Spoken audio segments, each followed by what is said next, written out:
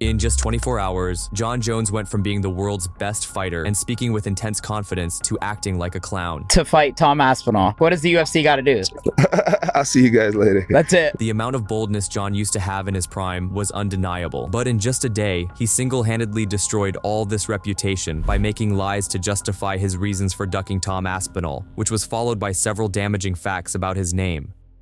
In order to understand this, we need to go back to 2024, on November 17th, when Jones beat a fairly old fighter, Stipe Miocic. During a post-fight Octagon interview with Joe Rogan, he got excited to make a statement that the whole MMA community wanted to hear. I decided that maybe I will not retire, and that, This was a clue that Jon wanted to fight Aspinall, but exactly 7 months later, Dana White announced his retirement with no further explanation. A few days later, Jones tried to make the situation better by blaming it on Dana White for hiding the truth.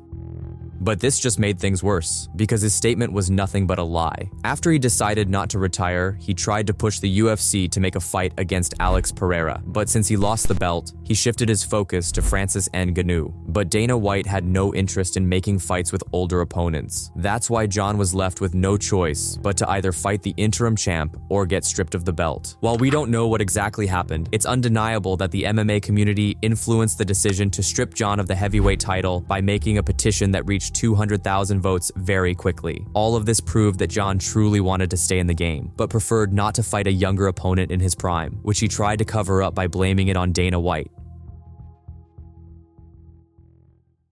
Before announcing his retirement, Jon had been active on Twitter, engaging in passive-aggressive interactions with people who accused him of ducking Tom Aspinall. For instance, he responded to Daniel Cormier and Chael Sonnen, who shared their views on Jon's choice not to fight Aspinall by flexing his salary to theirs. But things got even worse after people started sharing the clip of Tom saying that he would retire Jon without even fighting him. Since June 22nd, Jon has been appearing to have a lot of free time on Twitter. In the span of 24 hours, someone who claims to have been working non-stop since retirement tweeted 52 times on X. He was being defensive on social media for letting his career end in such a shame. For example, in this post, Jon compared himself to Muhammad Ali, Bruce Lee, and other sports legends to cope with all the criticism from the fans. In this post, he answered a random fan who was criticizing his decision to retire instead of fighting Aspinall. If we can't beat him in the cage, let's try to beat him with our words. I get it. Yeah, sure. My legacy is ruined. You win. LOL. This made it clear that these words from the MMA community started to hit a nerve.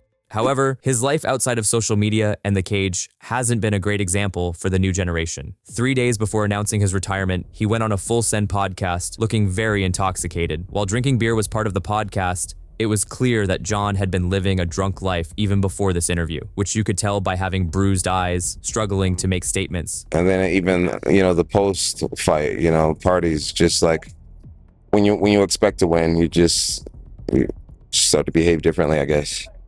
And acting like someone with no hope. I don't want to be too harsh by criticizing someone who has been experiencing some life issues we don't know, but that wouldn't justify him threatening a police officer after fleeing the scene of an accident where he crashed a car with a woman. They're the most evil people you'll ever meet. That's Jon Jones. They don't waste their cases with just killing you or petty crimes. But they definitely listen to conversations like this, and some of them are bored enough to kill you.